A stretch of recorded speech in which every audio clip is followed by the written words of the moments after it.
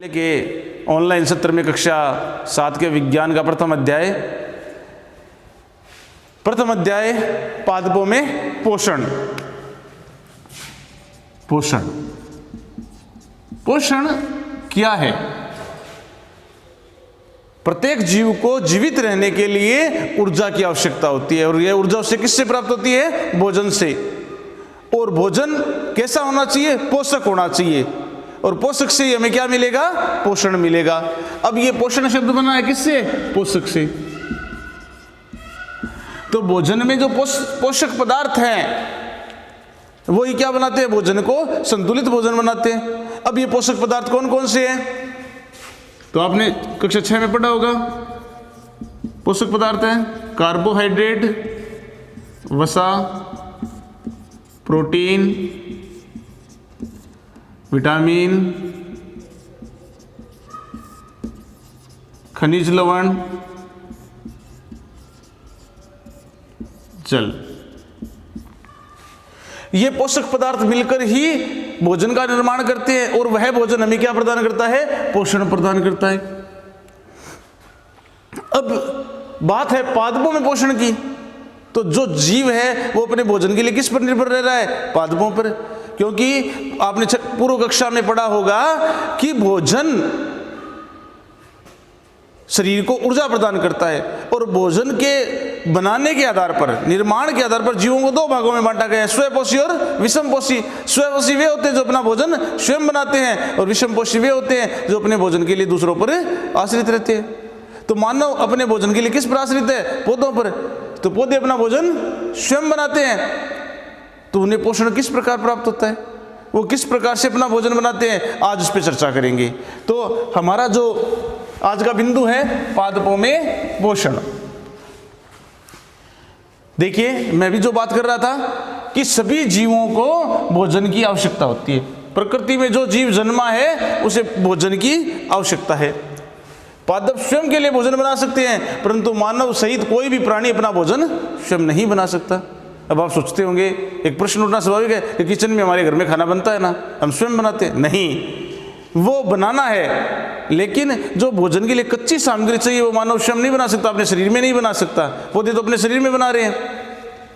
वे पादपों का आहार ग्रहण करने वाले जंतुओं से अपना भोजन प्राप्त करते हैं। अतः मानव तथा अन्य प्राणी प्रत्यक्ष अथवा परोक्ष रूप से पादपों पर निर्भर है। यानी मानव है और अन्य प्राणी जितने भी हैं वो अपने भोजन के लिए किस पर निर्भर है? पादपों पर निर्भर है। चाहे हम सब्जियां खाएं, चाहे हम फल खाएं, चाहे अनाज खाएं, जो भी चीज़ हम खाते हैं उसके लिए हम किस पर निर्भर रहते हैं? पादपों पर। तो अब हम पादपों के पोषण के बारे में चर्चा करते हैं। पादपों में पोषण विधि। पादपों में पोषण किस प्रकार होता है? क्या विधि है इनमें? आपको पता है पादप एक क्रिया करते हैं जिसके द्वारा अपना भोजन बनाते हैं, उसका नाम है प्रकाश संश्लेषण। प्रकाश संश्लेषण। इस प्रकाश संश्लेषण में क्या चीज चाहिए? Carbon dioxide, CO2, carbon dioxide. दूसरा जल।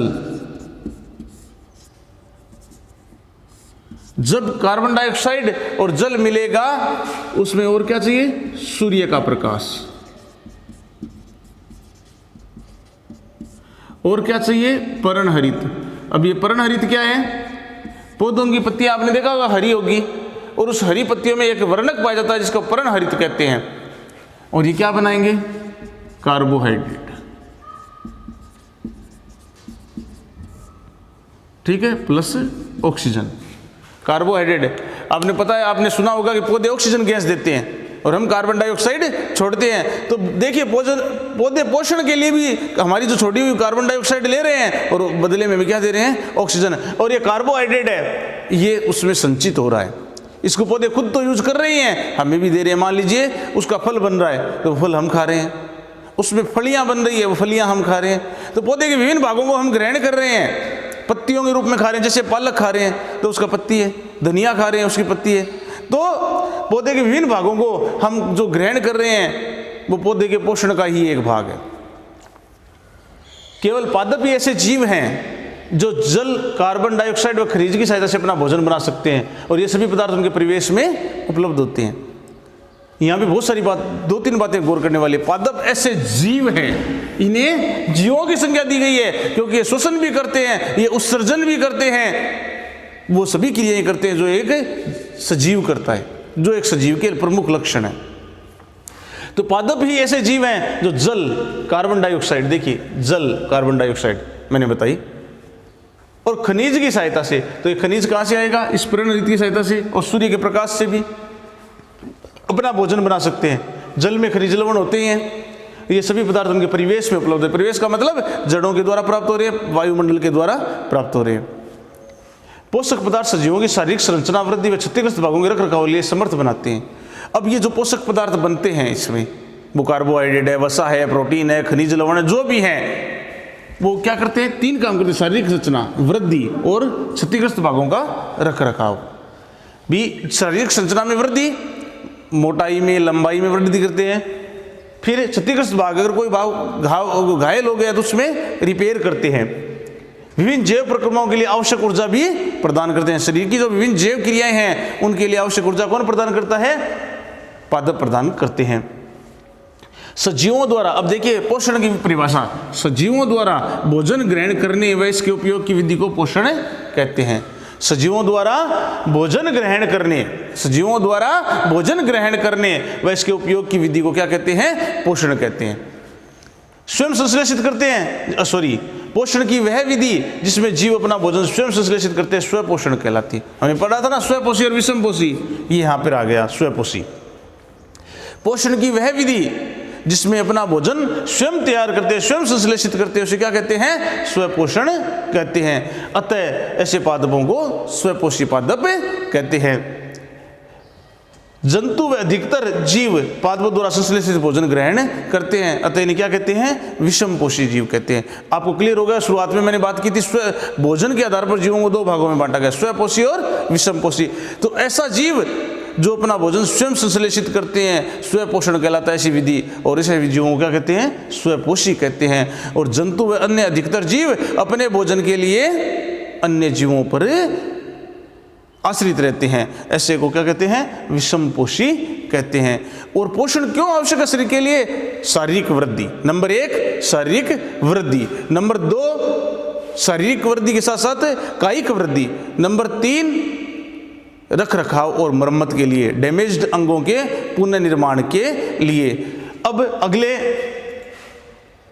में हम देख रहे हैं, मैंने शुरुआत में बात की कि प्रकाश संश्लेषण। प्रकाश संश्लेषण पादपों में खाद्य संश्लेषण का एक प्रक्रम है। मैंने शुरुआत में आपको बताया कि प्रकाश संश्लेषण में होता क्या है? जो कार्बन डाइऑक्साइड है और जो जल है वो सूर्य के प्रकाश और पर्णहरित की उपस्थिति में कार्बोहाइड्रेट और ऑक्सीजन को बनाता है।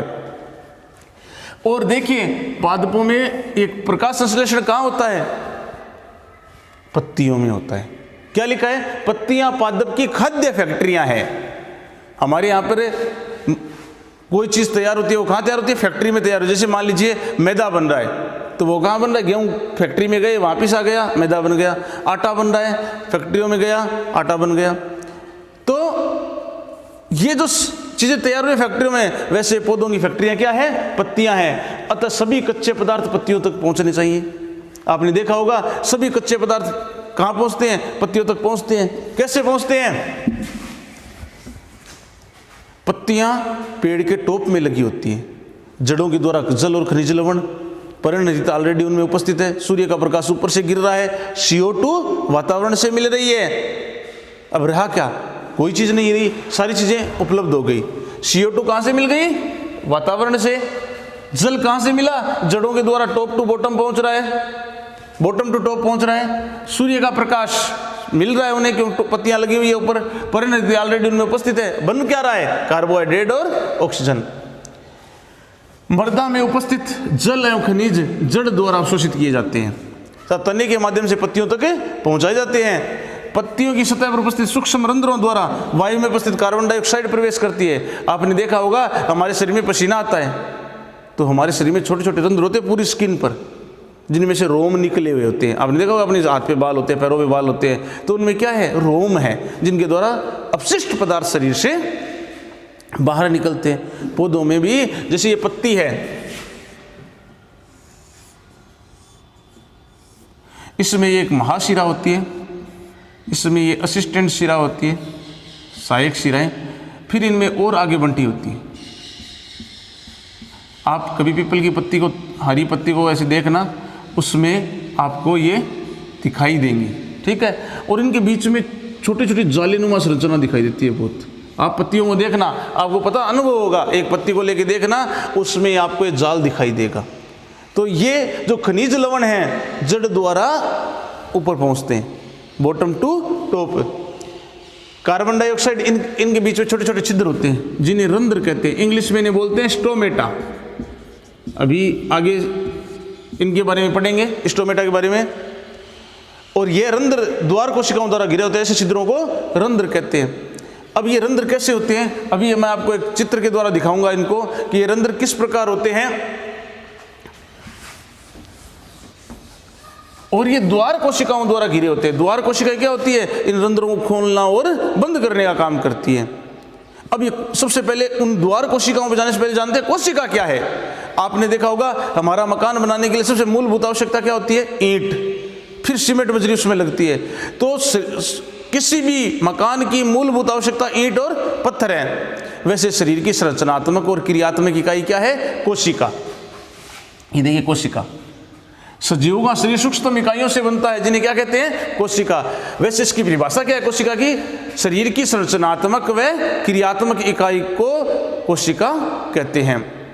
और इस कोशिका की खोज किसने की थी, रॉबर्ट हुक नामक वैज्ञानिक ने। रॉबर्ट हुक नामक वैज्ञानिक ने, उन्होंने सर्वप्रथम कोरक कोशिकाओं की खोज की थी। कोशिकाओं को सूक्ष्मदर्शी द्वारा देखा जाता है, सामान्य कोशिकाओं को हम नहीं देख सकते। पत्तियों में मैंने आपको जाल बताया था, वो भी एक प्रकार की कोशिकाएं हैं। एक पतली बाह्य संरचना द्वारा घिरी होती है जिन्हें कोशिका झिल्ली कहते हैं। अब ये देखिए आपको कोशिका दिखाई, इसके बाहर एक काली काली झिल्ली दिखाई दे रही है ना आपको, ये कोशिका झिल्ली होती है। इसके केंद्र में एक सुस्पष्ट संरचना दिखाई दे रही है आपको, जो केंद्रक कहलाती है। और इसके चारों तरफ ये छोटे छोटे बिंदुओं के रूप में आपको स्थान दिखाई दे रहा है ना, ये इसको कोशिका द्रव्य कहते हैं। कोशिका की मोटी मोटी संरचना ये है, ये केंद्रक है, ये कोशिका द्रव्य है, ये कोशिका झिल्ली है। इस प्रकार हम कोशिका के बारे में आज जाना। अगले सत्र में हम इससे आगे रंध्र कोशिकाएं क्या हैं, कैसी संरचना होती है, उनके बारे में जानेंगे।